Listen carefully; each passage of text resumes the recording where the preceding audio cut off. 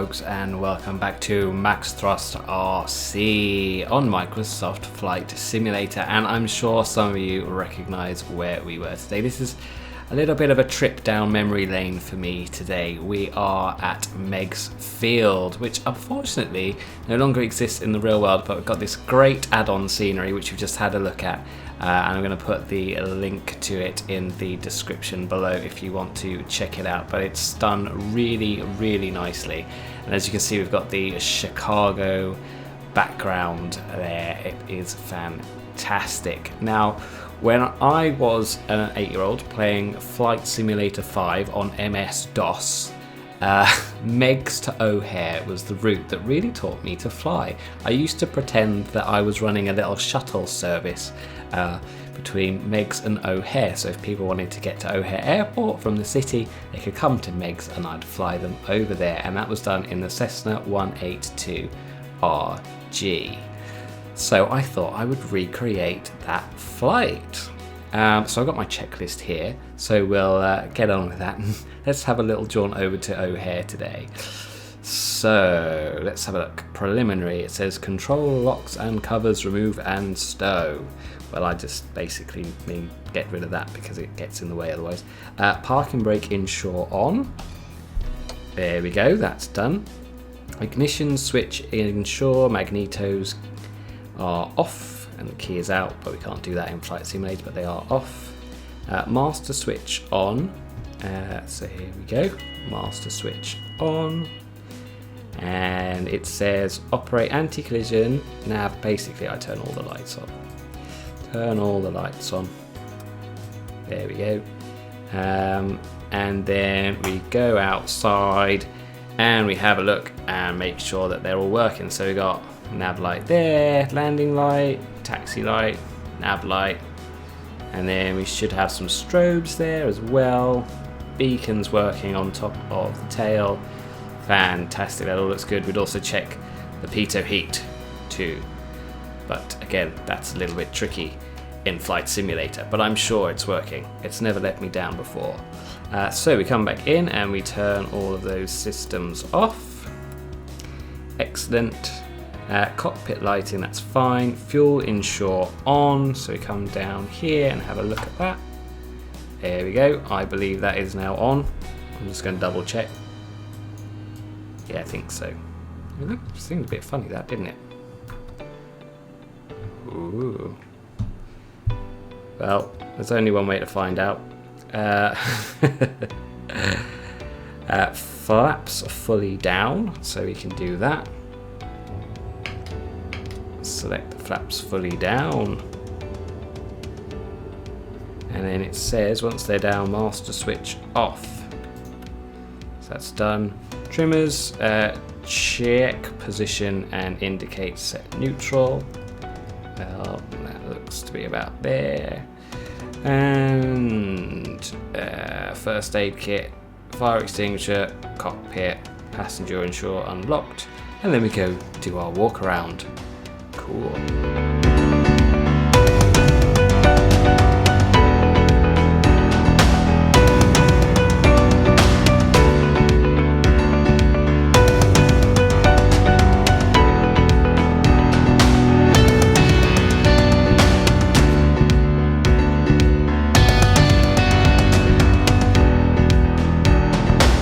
So we're back in from our walk around. Everything looked very nice outside. So go back to our internal. Seats inshore adjusted and locked. Hatches and harnesses inshore adjusted and secure. Parking brake on, which we know it is. Radios check off, which they are. Instruments ensure legible, serviceable and checks reading within limits. Yes. Line controls full and free movement. Yeah, let's have a look at that one over there. That's all looking pretty good. Rudders. Yes, that appears to be working absolutely fine. Trimmers, we've already done and set for takeoff. Cabin air controls, set close and off, which I'm assuming they would be. They're normally up there. Throttle friction, don't have. Throttle, ensure full and free movement. Yes, we do. Carb heat's not applicable. Master switch on. Circuit breakers, ensure in and secure, yes. Fuel selector, check indicated content, select full of tank. Well, they're both the same, we'll just leave it on both for now. Anti-collision beacon light on. Beacon light on. Primer's required, so it's about 4 seconds or so. Oh, that's the PO heat hat. That'll do. Lookout. So we've got our little dude there. And he's the only one around. And we can then get ourselves going. Let's set the throttle just slightly open. Clear prop.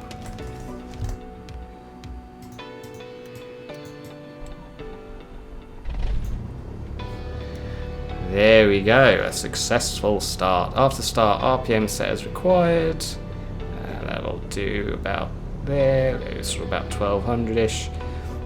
Starter warning lights out. Oil pressure is increasing in the green arc. Ammeter and voltmeter check. Yeah, that's fine.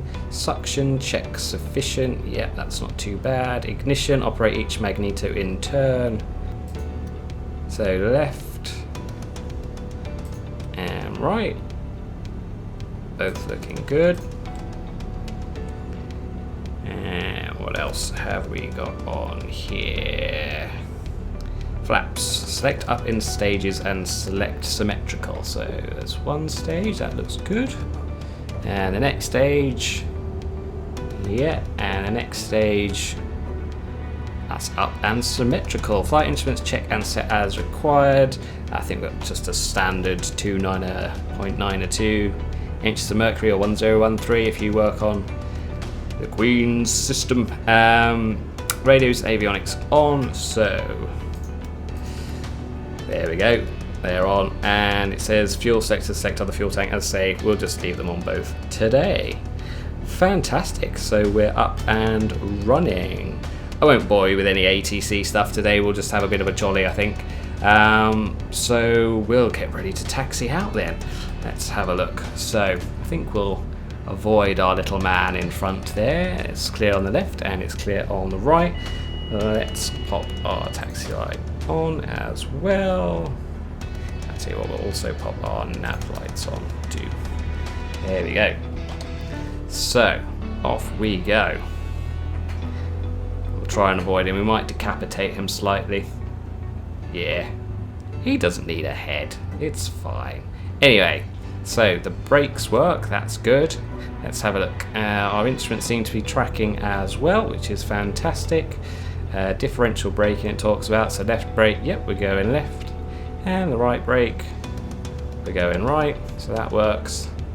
And as I say, compass looks good, heading indicator looks good, as does the turn and slip.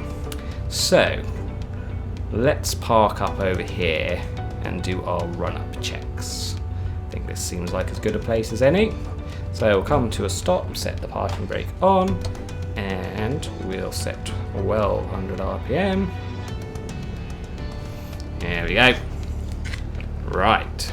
By the way, guys, just in case you're wondering, I've got a little checklist here with me.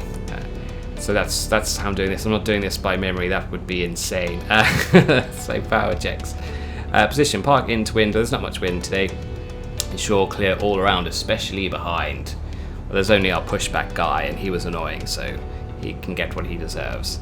Parking brake is on, RPM set as required, fuel selector both, which it is. Engine temps and pressures checks within green limits, and they are, as you can see down here.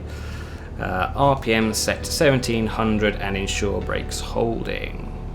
So here we go, up to 1700 RPM. And that's right about there, I'd say. And we look out to the right, see if we're moving, or the left, no. There's no movement, so brakes are holding. Select left and right magnetos in turn. Check max drop 125 RPM, max difference between magnetos 50 RPM. So let's go left, and that was only about 100 RPM.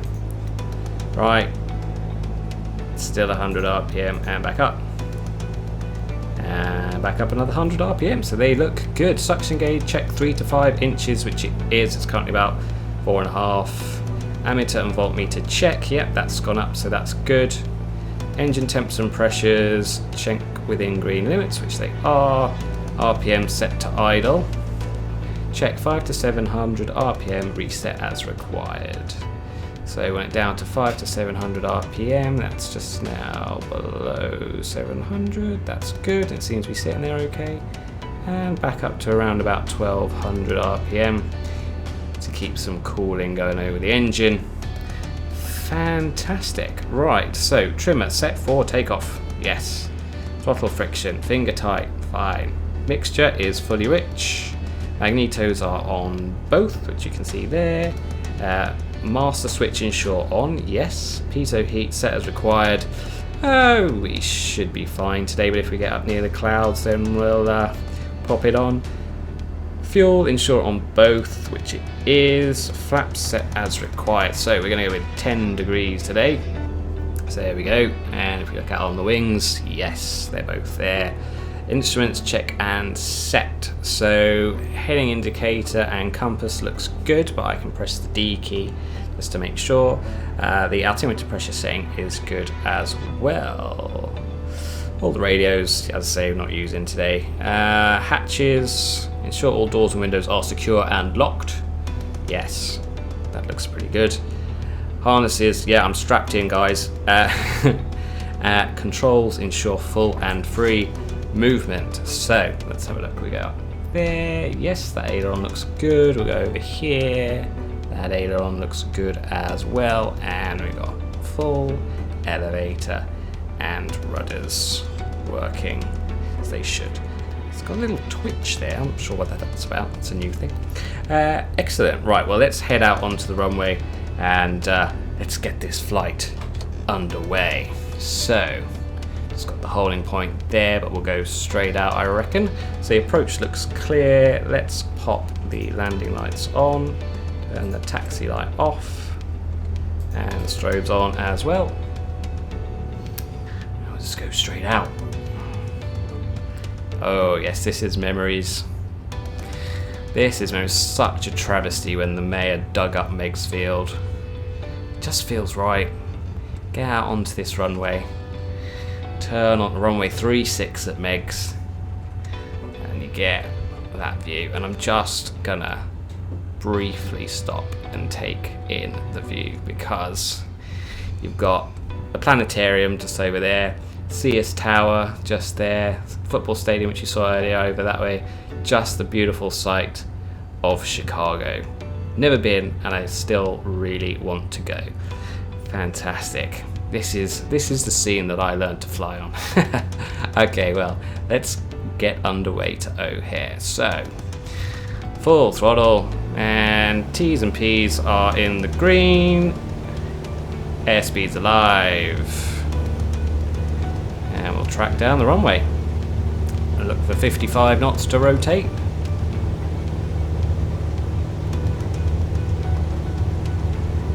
Here we go. 55 knots. And rotating. And we'll pitch to try and get up to 70 knots. Maintain our heading as well. Now, I do remember in the old days, I used to fly on a heading of 299 degrees to get over to O'Hare. So we'll call it 300. In Flight Sim 5, the compass was like a digital display readout, hence the reason it was 299. But we'll go for 300 degrees, which always used to take us right by, and it still does, as you would expect, the CS Tower, which kind of looks more like it's occupied by Sauron at the moment with that spiky top. But yeah, it always worked quite well. 300 degrees, or 299, taking us over to O'Hare.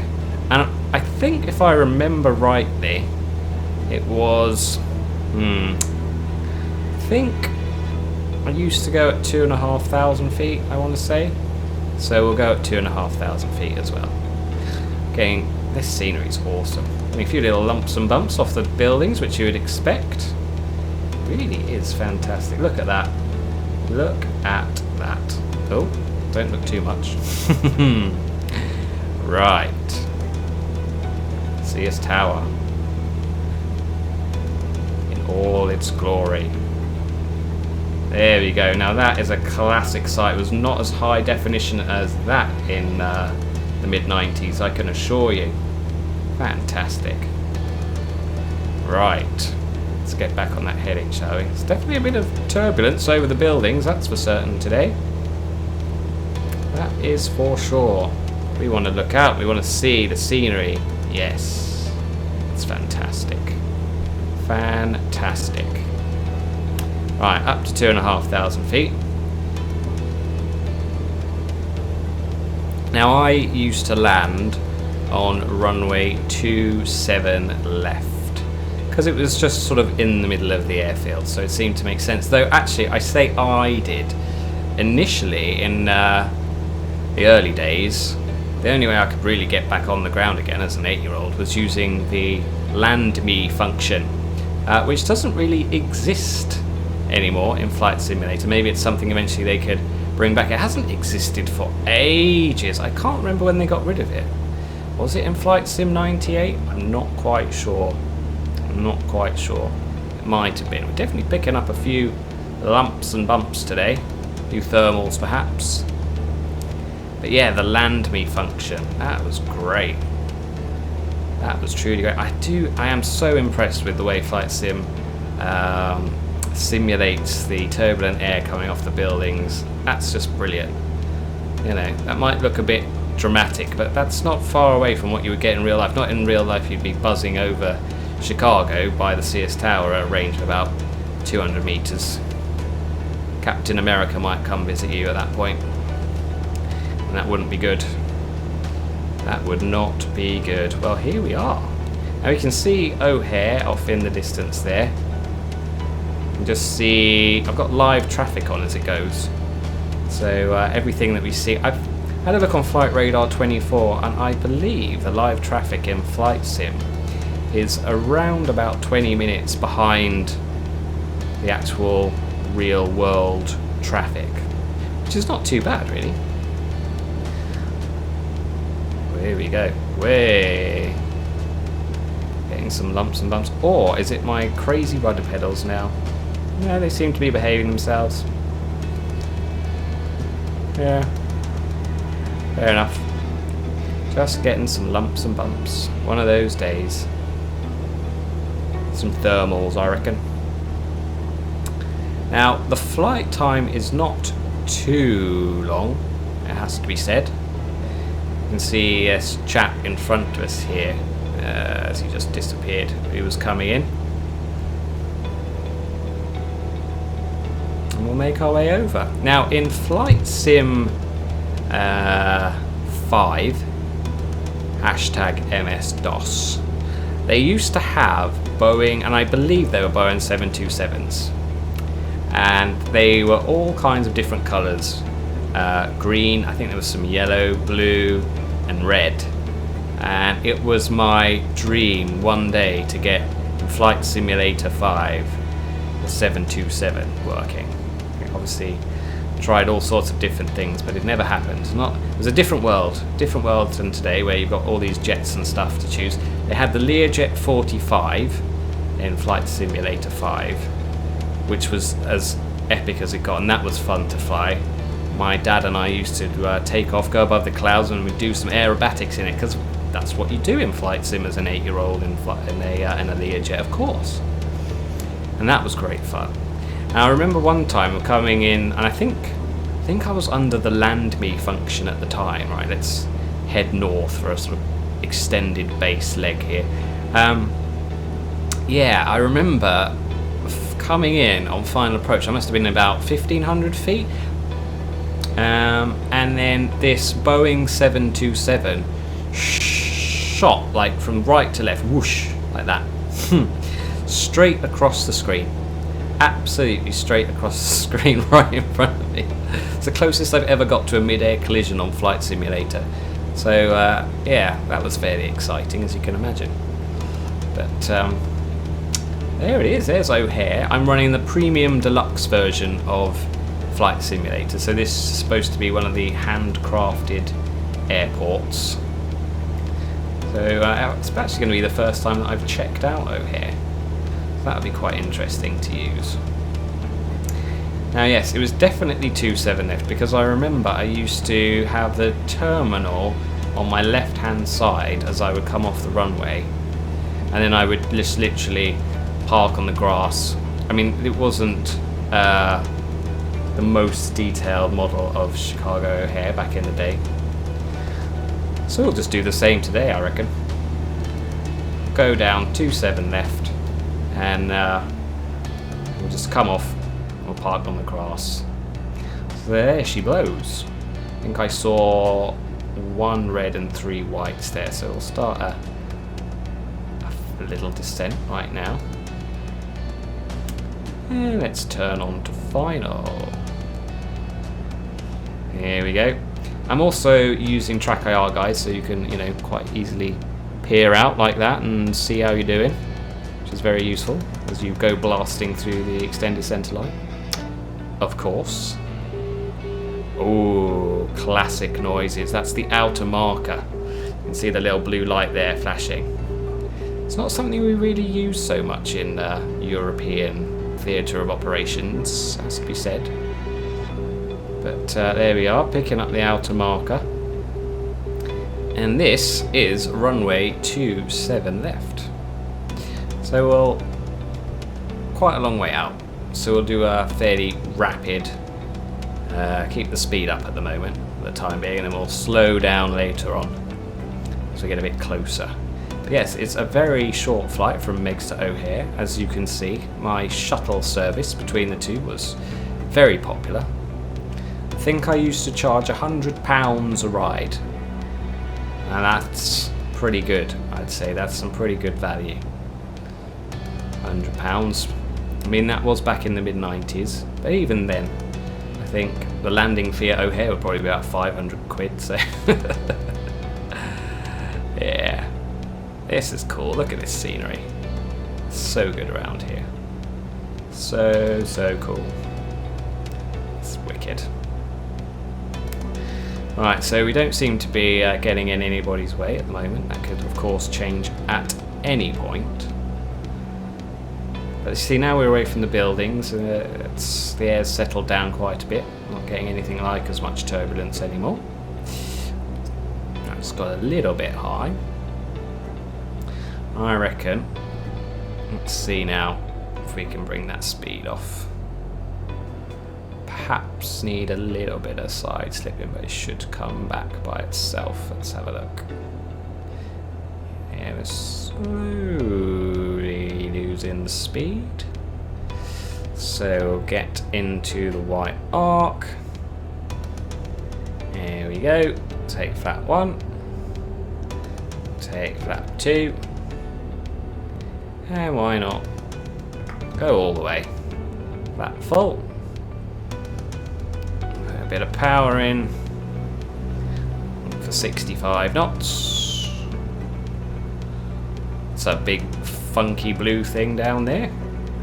It's like a huge cushion. If you don't like what the pilot's doing, you look out on short final, you think, no thanks, I'll get off here. There you go. Jump out, land on the big cushion, and they'll take you straight to customs. Yep. Right. A little bit more power required there. Here it is. Ah, the famous middle marker now. You can probably see that light doing its thing. Right.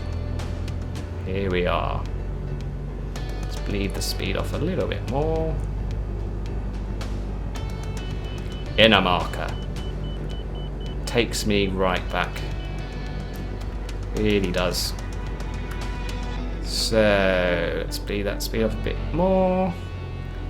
And we'll look for 50 knots there. And cut the power, and there we go. Right on the 1,000-foot markers. Thank you very much. That's what we need now. here's a taxiway coming up. You certainly do remember we used to get off pretty quickly.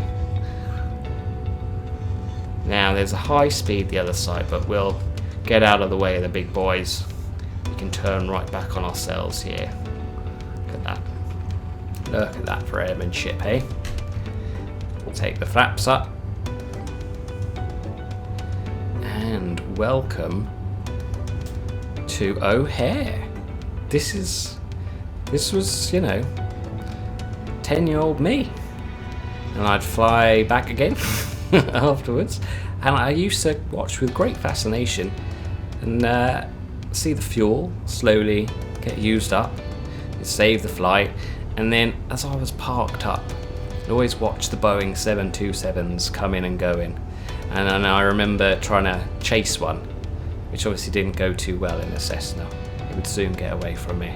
But I'd come off the runway there, and I would literally, let's go between the blue lights, and I would literally just park up right here. Right about there, which is, you know, just where the passengers would want you to be for a quick getaway. Right, let's set 1200 RPM. What do we got on here? Let's have a look. We'll shut this bad boy down. So, after landing, flaps up. I think we've done that already. Trimmer set to neutral and check. And a little bit up. There we go. Throttle friction loosen, irrelevant. Electric and lights, non-essential, off. Radios navigation, non-essential radios, avionics off. Position, park into wind, okay. Parking brake on, which it is. RPM set as required, we've done. Ignition, operate magnetos in turn. Left, right, yes. Radios, avionics off, which we've done. And it says, okay, fair enough. Throttle set as required, mixture idle, cutoff fully lean. Here we go.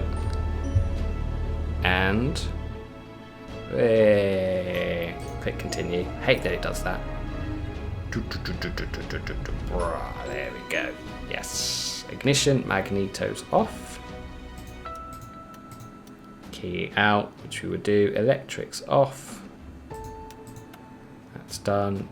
The master switch is off. Fuel selector set as required. Leave it on both. Control wheel lock in. I'll just pop that back on. Harness ensure left tidy. Hatches ensure doors and windows closed and latch. Aircraft secure as appropriate. And there we go. We're here. And we can see, we can see in the distance what's going on there. United. Nice. Taxiing out. Fantastic. Well, here we are. Let's go outside and have a look. Whoosh. Nice. Well, guys, I hope you enjoyed that little trip down memory lane for me. A little flight from Meigs to O'Hare, something I used to love doing as a kid. Yeah, it's not the traditional parking space, but I just wanted to recreate the flight exactly as I used to do in the mid-90s. So, I hope you enjoyed today. If you did, please give the video a thumbs up. Please also do consider hitting that subscribe button and the bell, as it really helps the channel out. And I will see you next time on Max Thrust RC on Flight Simulator. Cheers, bye!